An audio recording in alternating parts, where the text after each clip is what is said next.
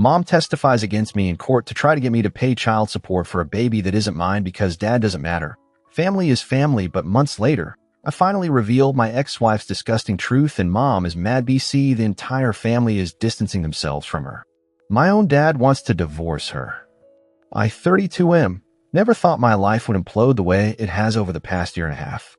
What started as discovering my wife's affair spiraled into a nightmare involving child support for a baby that wasn't mine, my own mother testifying against me in court, and family secrets that have torn everyone apart.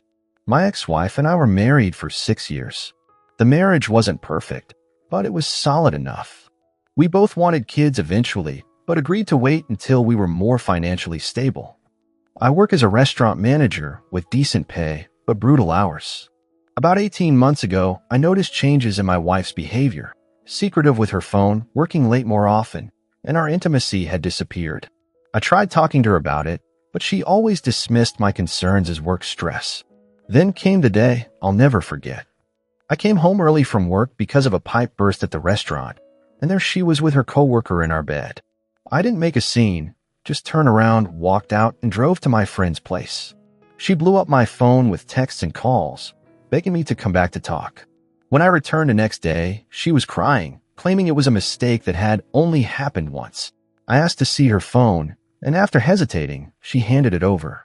I found hundreds of messages between her and this guy going back months. They weren't just having an affair, they were making plans for a future together. I moved out that day and filed for divorce within the week. The divorce was straightforward since we didn't have kids or many joint assets and was finalized 3 months later. I thought that would be the end of it. Boy, was I wrong. About 2 months after our divorce, my ex contacted me saying she was pregnant and that I was the father. I was shocked because we hadn't been intimate for months before our separation. When I pointed this out, she claimed it must have been that one time right before everything fell apart. I knew this wasn't true. I told her I wanted a paternity test. She got angry, saying I was abandoning my responsibilities and needed to man up and support her and the baby. I refused, and she threatened to take me to court. True to her word, I was served with paternity and child support papers a few weeks later. I hired an attorney immediately who assured me that with a paternity test, this would be easily resolved. What I didn't expect was my own mother's reaction. Instead of supporting me, she was furious that I was abandoning my child.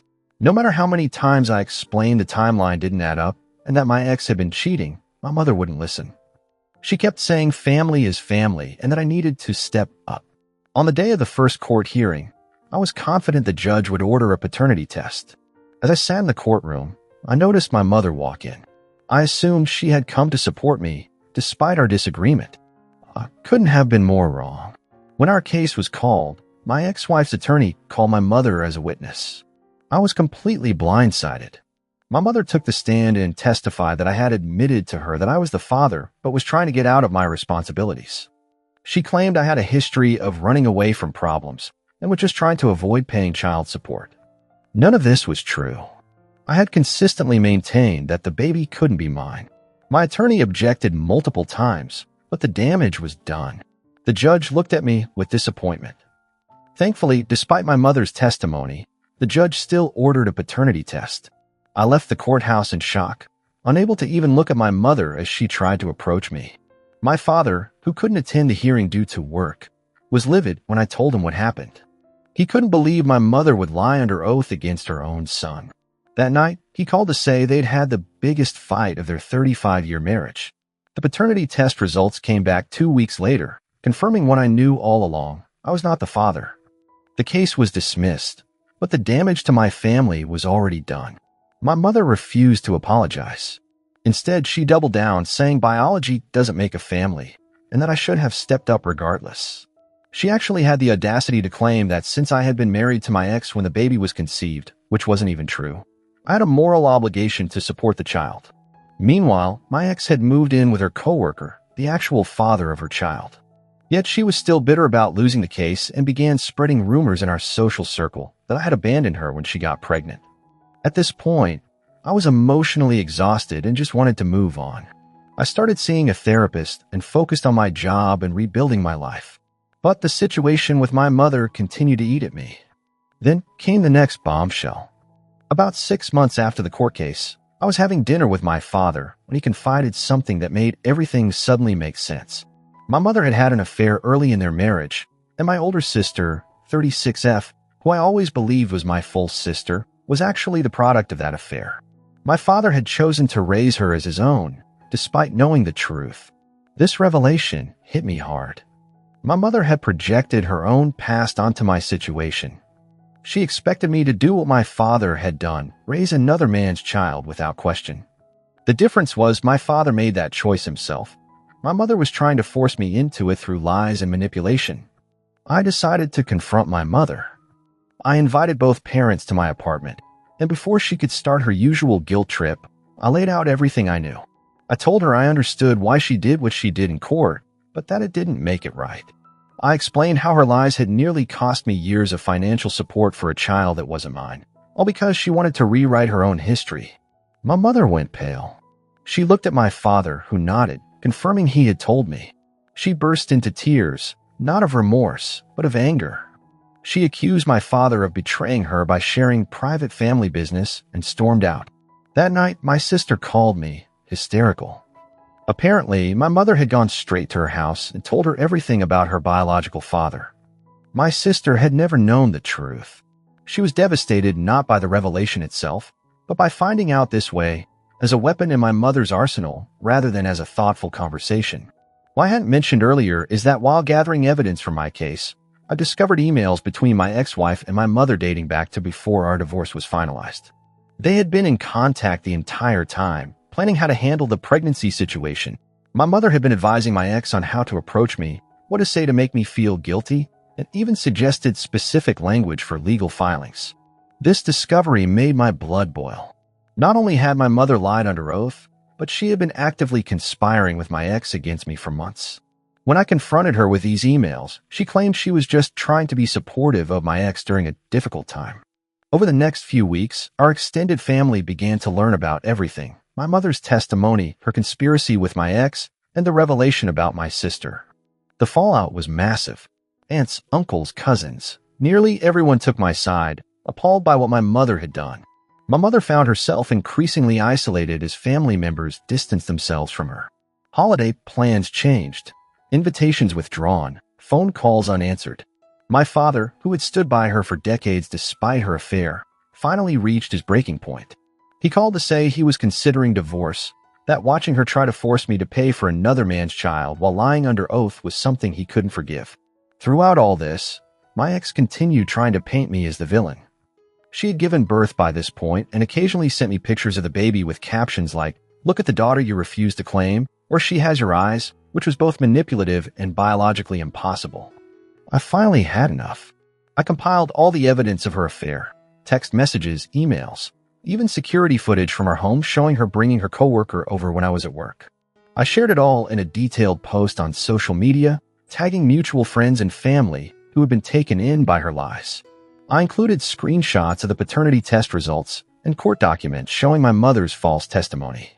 I explained everything, how my ex tried to trap me into paying child support for her affair partner's baby, how my own mother lied under oath to support this scheme, and how I had been vilified simply for wanting the truth. The response was immediate and overwhelming. People who had believed my ex's version reached out to apologize. Friends I thought I'd lost reconnected with me. My ex's social media went private within hours, and I heard through mutual friends that she and her partner had a huge fight when he saw just how calculated her attempts to pin the baby on me had been. As for my mother, the public exposure of her actions was the final nail in the coffin of her reputation. My father moved out the following week and is staying with my uncle while figuring out next steps. He told me he's speaking with a divorce attorney and plans to file soon. The court case itself took more twists than I initially shared. After the first paternity test came back negative, my ex's attorney tried to argue that the test could be wrong and requested a second one from a different lab. The judge reluctantly agreed. The second test, of course, confirmed the first. I was not the father. But my ex wasn't done. She then tried to argue that under the state's presumed father laws, I could still be held responsible since we were married when the baby was conceived. Her attorney cited cases where non-biological fathers had been ordered to pay child support due to this legal presumption. Thankfully, my attorney was prepared for this argument. He presented evidence showing we had been separated at the time of conception, including rental agreements for my temporary housing and testimonies from neighbors who confirmed I hadn't been living at our marital home. The judge finally dismissed the case with prejudice, meaning my ex couldn't bring it back to court.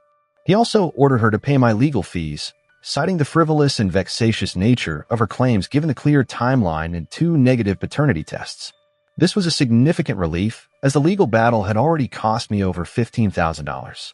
My sister, upon learning she was the product of our mother's affair, decided to search for her biological father.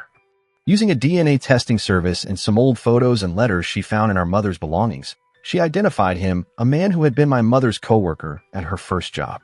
He still lived in the same state, just a few hours away. She contacted him cautiously, unsure what to expect. His response was emotional. He had suspected she might be his daughter, but had respected my mother's decision to stay with her husband. He had never married or had other children. They arranged to meet, and I went with her for support. Meeting this man was surreal. He looked so much like my sister that it was undeniable. They shared the same smile, the same laugh, even similar mannerisms. He expressed regret about the affair, but joy at finally meeting his daughter. He also made it clear he didn't want to disrupt our lives or replace our father, who had raised her with love her entire life. My mother was livid. She learned about this meeting.